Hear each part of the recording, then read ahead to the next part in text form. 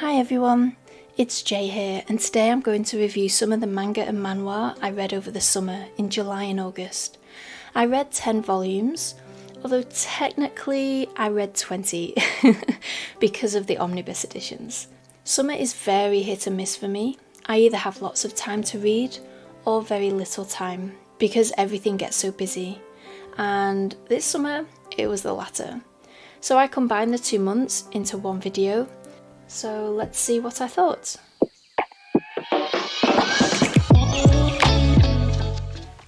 These reviews are going to be in no particular order. I'm going to start with The Business Proposal Volume 5. In this one, Sung-hoon and Jung-se's relationship goes through some very turbulent times, and I loved every second of it. We find out a bit more about Sung-hoon's past, which adds to his character a bit, and the other couple, Harry and Taemu, are also going through the ringer a bit because Harry meets Taemu's grandfather in this one. I laughed quite a bit because those three are comedy gold. I thought that some things got cleared up in this volume. I found it a lot of fun, and there is new drama springing up. I need volume 6 ASAP because I have a feeling it's going to be just as good as this one, if not more so. I also read Nina the Starry Bride volumes 4 and 5. Look at how beautiful these covers are. We get to meet Seth's brothers in this one, and wow, they are a dysfunctional family. There was a moment when Nina spoke her mind and I honestly thought someone was going to try and kill her. She did not read the room at all. I enjoyed these volumes because you start to see a different side to Seth and you learn more about his past. The ending though. If you haven't read volume 4 yet, make sure you have volume 5 at the ready because you're going to want to read it straight away. Having said that, if you can, don't read them till you have volume 6 because volume 5 also ends on a massive moment. There are plot twists, sweet moments, infuriating moments, and great art throughout. If you haven't yet, check this series out. The Dangerous Convenience Store was very good. I think I enjoyed it more than the second volume, This full-colour webtoon follows Yoojun, who works in a convenience store where a lot of gangsters go to, and one day Gunwoo walks in and their relationship develops from there. Gunwoo and Yoojun have an important conversation at the start, but Gunwoo's refusal to share things about himself leads to Yoojun determined not to fall for him. Sometimes this kind of thing can feel a bit clunky, or it's done in a way to add a bit more drama to the story and then discarded. I think it is done well here.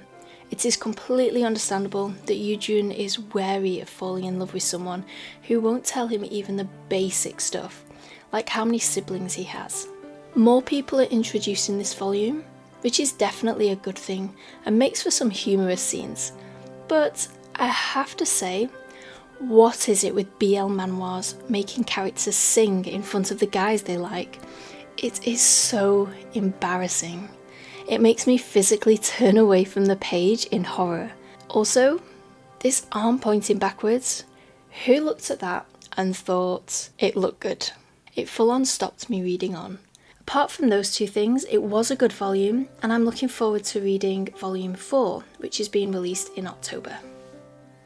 I read a standalone BL manga called The Genius Puppeteer Loves the Holy Night Fiercely by Hatoba Kogarashi.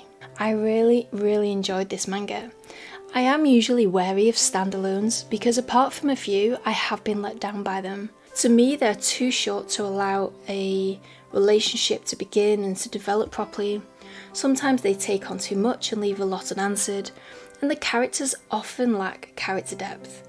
I'm not saying this volume is perfect, but it was much better than I was expecting. As I said, I really liked it. The story starts with the Holy Knight Gilbert, who has lost the battle and is facing execution, when he's saved by a man called Chris, who is the nation's artificer and puppeteer. Their nations are at war, so of course there's a lot of hate from Gilbert towards Chris. That's all I will say about the specifics of the plot though. This manga manages to give you a good feel for the world they live in, and neither men nor the nations they represent are good. They just are what they are, and I actually really liked that about the story. It was effective, and at times made me feel for both of them.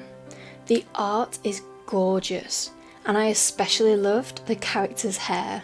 I would have loved for this to have been a multiple volume series. The world building was there, and I would have liked to have seen more development between Chris and Gilbert.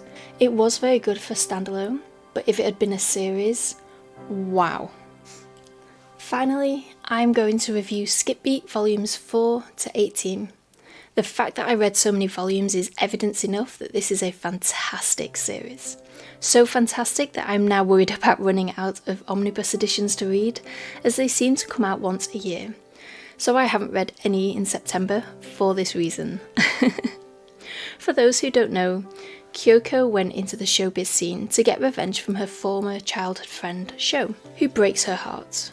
The progression we see in her is brilliant. She really changes and takes things more seriously, as she takes more and more pride in her work. And this is reflected in her growing relationship with Ren, who at first hates her because she joined showbiz to get revenge, whereas for him, it is an art form. But their interactions with each other are hilarious. At times she's genuinely scared she has offended him, sometimes she has, other times he's winding her up, and Ren's manager is stood there horrified, thinking Ren made her cry. If you want a good laugh, pick this series up. The facial expressions that accompany these scenes are priceless. The opening of volume 4 is extremely clever and uses Kyoko's own experiences to aid in her acting. I genuinely didn't know how she was going to pull off the scene, but damn, it was so clever.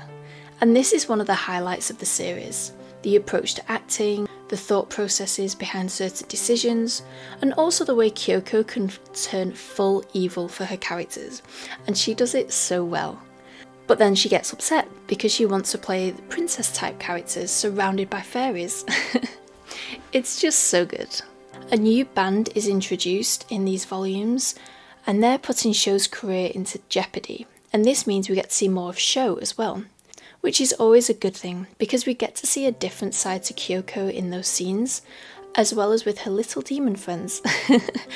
Although the demons meet their match in this story arc, and it actually gets a bit dark. I honestly could talk for days about this series. I adore it and think everyone should read it. Please do not think that because it is a Shojo Beat series, it's only for girls. I really think this series can be enjoyed by everyone.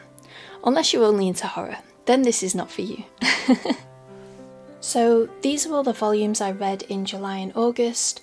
Not a lot, but I also read 4 fiction books, and it ended up being a crazy busy summer. Let me know what you've read recently. Do you have any recommendations for me? Have you got any thoughts on these series? Let me know in the comments below. Happy reading, everyone. Bye!